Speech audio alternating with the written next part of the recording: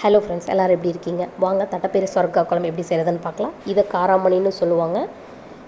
இன்றைக்கி நான் 1 டம்ளர் தட்டைப்பயிறு எடுத்துருக்குறேங்க. நல்லா கழுவி எடுத்துக்கலாம். கழுவி எடுத்து குக்கரில் போட்டு வச்சுருங்க, வேகட்டும். அந்த கேப்பில் நம்ம வாங்க சொரக்காய் அரிஞ்சிக்கலாம். இன்றைக்கி நான் ஒரு சொரக்காயை குட்டி குட்டியாக அரிஞ்சு வச்சுருக்குறேங்க. உங்களுக்கு பெருசாக வேணுனாலும் பெருசாக அரிஞ்சு வச்சுக்கோங்க. இன்றைக்கி நான் 5 விசில் விட்டுருக்குறேங்க. அப்போ தான் தட்டைப்பயிறு நல்லா வேகும். முன்னாடியே ஊற வைக்காதனால ஒரு 5 விசில் விடுங்க. பாருங்கள், தட்டைப்பயிறு நல்லா வெந்துருச்சு, எடுத்து வச்சுக்கலாங்க. சொரக்காயும் ரெடி ஆகிடுச்சுங்க, அரிஞ்சாச்சு. சொரக்காயும் எடுத்து வச்சுக்கலாம். இப்போ நம்ம குழம்பு செய்கிறதுக்கான மசாலா ரெடி பண்ணிடலாங்க. தேவையான பொருட்கள்: ஒரு கைப்பிடி சின்ன வெங்காயம், 4-5 பல் பூண்டு, 2 தக்காளி எல்லாம் எடுத்துக்கலாங்க. அடுப்பை மீடியம் ஃப்ளேமில் வச்சு எண்ணெய் ஊற்றி நல்லா வதக்கிக்கலாங்க.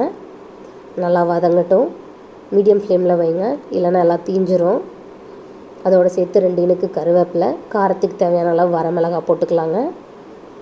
தேங்காயும் போட்டுக்கலாங்க. எல்லாமே நல்லா வதங்கிருச்சு, ஆறட்டும். புளி ஊற வச்சு வச்சுக்கோங்க. ஆறிடுச்சுங்க, நம்ம மிக்ஸி ஜாரில் மாற்றிக்கலாம். இதோட சேர்த்து வீட்டில் அரைச்சி வச்சுருக்கிற மிளகாத்தூள் 2 டீஸ்பூன் போட்டுக்கலாங்க. இதோட சேர்த்து நம்ம வேர்க்கடலையும் ஆட் பண்ணிக்கலாங்க. வேர்க்கடலையும் ஆட் பண்ணிக்கிட்டு தண்ணி ஊற்றி நல்லா நெகுன்னு அரைச்சிக்கலாங்க. அப்போ தான் குழம்பு நல்லாயிருக்கும். நெகுன்னு அரைச்சி எடுத்தாச்சுங்க. இப்போ நம்ம தாளிப்பு கொடுத்துடலாம். தேவையான பொருள்: சின்ன வெங்காயம், கருவேப்பிலை. ஒரு கடாயில் எண்ணெய் சூடானது ஒன்றையும் கடலைப்பருப்பு, உளுத்தம்பருப்பு, கடுகு 3 போட்டுக்கலாங்க. எல்லாம் நல்லா பொரிஞ்சு வந்ததுக்கப்புறமா சின்ன வெங்காயம் ஆட் பண்ணிக்கலாங்க. கருவேப்பிலையும் ஆட் பண்ணிக்கலாம். 2ஐயும் நல்லா மிக்ஸ் பண்ணி விட்டுக்கலாங்க. இப்போ நாம் கட் பண்ணி வச்சுருக்கிற சொரக்காயை ஆட் பண்ணிக்கலாங்க. சொரக்காய் நல்லா மிக்ஸ் பண்ணி விடுங்க. தண்ணி ஊற்றாமல் கொஞ்சம் நேரம் வேகட்டும்.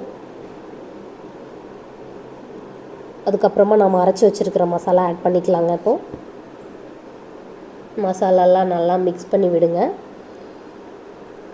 எல்லாம் நல்லா மிக்ஸ் பண்ணிவிட்டு கொஞ்சோண்டு தண்ணி ஊற்றுங்க. தண்ணி ஊற்றிட்டு தேவையான அளவுக்கு உப்பு போட்டுக்கலாங்க.